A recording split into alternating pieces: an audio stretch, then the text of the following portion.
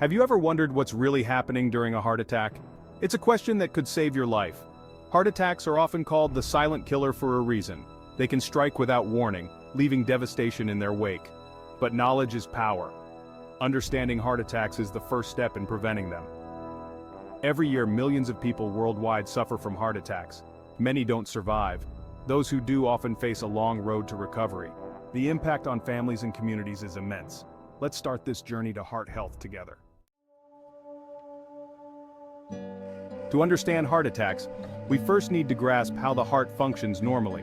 Your heart is an incredible organ. It's about the size of your fist, yet it powers your entire body. Think of it as a tireless pump, working 24/7 to keep you alive. It never takes a break, not even when you're sleeping.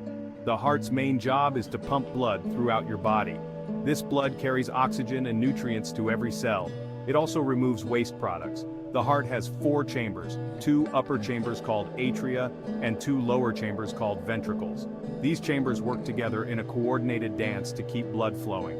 When coronary arteries become blocked or narrowed, that's when problems can start. This leads us to our next topic: what happens during a heart attack. Recognizing the symptoms of a heart attack can be life-saving and crucial for timely intervention. The most common sign is chest pain or discomfort, which should never be ignored. This often feels like pressure, squeezing, fullness, or pain in the center of the chest, making it hard to breathe. It can last for more than a few minutes, or it might go away and come back, causing intermittent distress. However, not all heart attacks start with sudden crushing chest pain like you see in the movies. They can be more subtle. Other common symptoms include shortness of breath, which may occur with or without chest pain, making it hard to catch your breath. You might feel lightheaded or dizzy, as if you might faint. Nausea and vomiting can also occur, adding to the discomfort and confusion. Some people experience cold sweats or break out in a cold, clammy sweat, which can be alarming. Pain or discomfort in one or both arms, the back, neck, jaw, or stomach are also possible signs, often overlooked. When in doubt, it's always better to seek medical attention immediately. Remember, minutes matter when it comes to heart attacks, so act fast and don't hesitate. Section 5. Every second counts. Immediate actions to take. When you suspect a heart attack, every second counts. Time is of the essence and can make a significant difference. The first and most crucial step is to call emergency services immediately. Do not hesitate. In the United States, that means dialing 911. Make sure to provide clear information. Don't try to drive yourself to the hospital. This can be dangerous and delay necessary treatment. Emergency responders can begin treatment as soon as they arrive, potentially saving precious time and heart muscle. Their expertise is crucial. While waiting for help to arrive, there are several things you can do to assist. If you're with someone who's having a heart attack, try to keep them calm and comfortable. Reassure them that help is on the way. Have them sit or lie down, whichever is more comfortable. This can help ease their discomfort. Loosen any tight clothing around their neck and chest to make breathing easier. This can provide some relief. If the person is conscious and not allergic to aspirin, have them chew and swallow an adult aspirin. This can help thin the blood. If the person becomes unconscious and stops breathing, begin CPR immediately if you know how. This can be a life-saving measure. Section 6. The Golden Hour. Emergency medical response. The golden hour refers to the critical first hour after a heart attack begins, a period where every second counts. During this time, swift medical intervention can dramatically improve survival rates and reduce long-term damage to the heart muscle.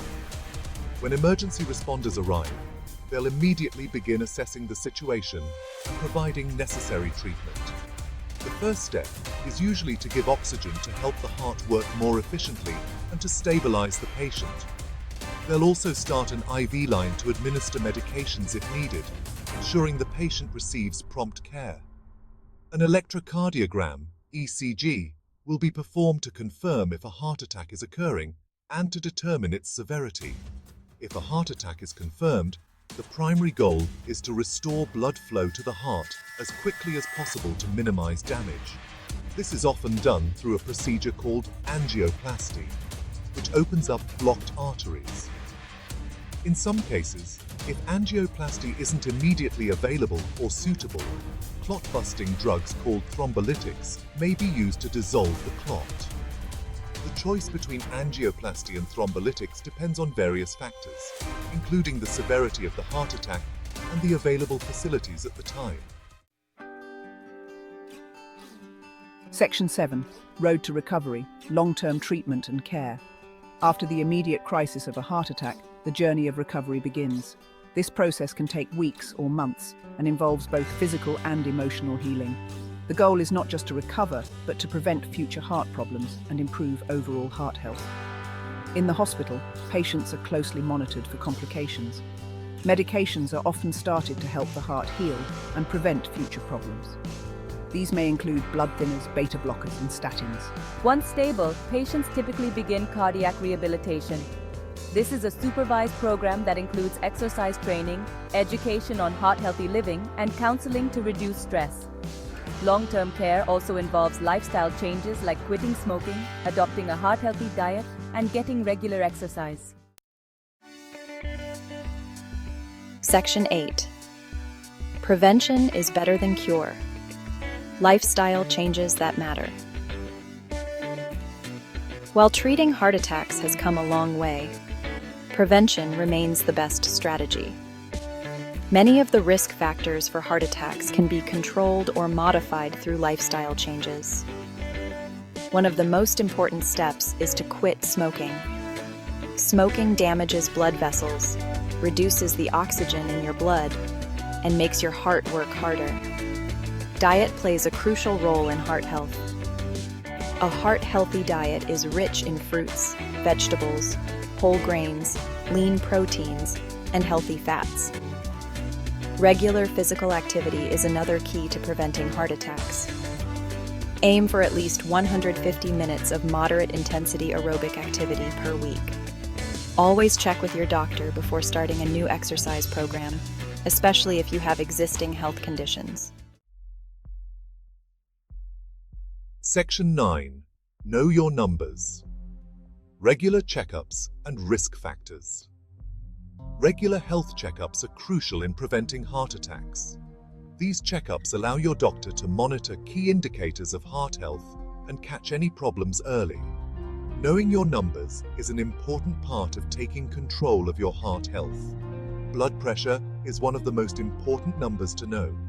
High blood pressure, or hypertension, is often called the silent killer because it usually has no symptoms. Cholesterol levels are another crucial number. High levels of LDL cholesterol can lead to plaque buildup in your arteries, increasing your risk of heart attack. Other important numbers include your blood sugar levels to check for diabetes and your body mass index. Keeping these numbers in a healthy range can significantly reduce your risk of heart attack.